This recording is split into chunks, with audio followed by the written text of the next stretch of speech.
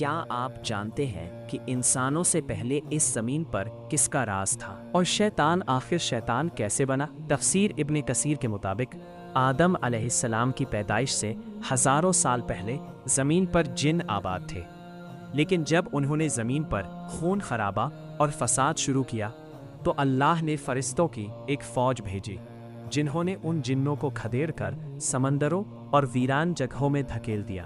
انہی جنوں میں سے ایک تھا عزازیل، جسے ہم آج ابلیس یا شیطان کہتے ہیں۔ عزازیل بہت بڑا عابد عبادت گزار تھا۔ اس نے اتنی عبادت کی کہ زمین سے لے کر آسمان تک کوئی ایسی جگہ نہیں بچی جہاں اس نے اللہ کو سجدہ نہ کیا ہو۔ اس کے علم اور عبادت کی وجہ سے اللہ نے اسے آسمانوں میں فرشتوں کا استاد، معلم الملائکہ بنا دیا تھا۔ لیکن جب اللہ نے آدم علیہ السلام کا پتلا بنایا اور تمام فرشتوں کو سجدے کا حکم دیا تو عزازیل کے اندر کا تکبر، گھمنڈ جاگ اٹھا۔ قرآن سورہ الاعراف میں ذکر ہے کہ ابلیس نے کہا، میں اس سے بہتر ہوں، تو نے مجھے آگ سے پیدا کیا ہے اور اسے مٹی سے۔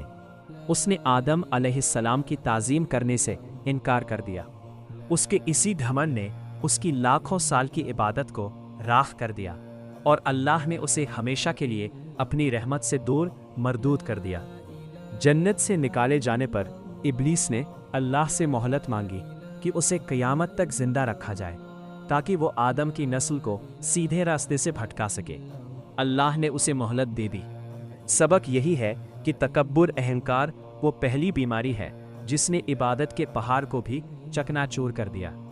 اگلے ایپیسوڈ میں ہم جانیں گے کہ آدم اور حوا علیہما السلام دنیا میں کیسے آئے، وہ جنت کہاں تھی جس میں وہ رہتے تھے، دنیا میں ان کی ملاقات کہاں ہوئی، اور دنیا کا سب سے پہلا نکاح اور مہر کیا تھا۔